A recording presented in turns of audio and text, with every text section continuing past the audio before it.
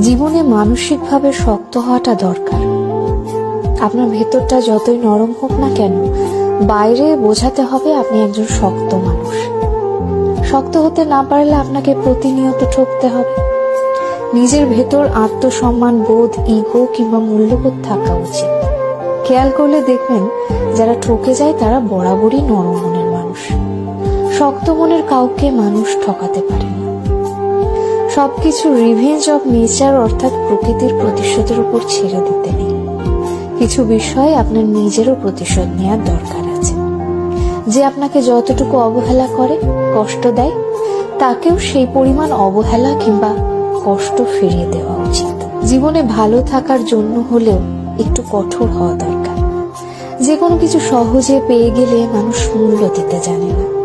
মানুষ হিসেবে আপনি সহজ হতে পারেন, তবে সস্তা কিংবা সহজলভ্য হতে যাবেন না। যে আপনাকে যতটুকু দেবে তাকে ততটুকুই ফিরিয়ে দিতে শিখুন, হোক সেটা আঘাত কিংবা ভালোবাসা।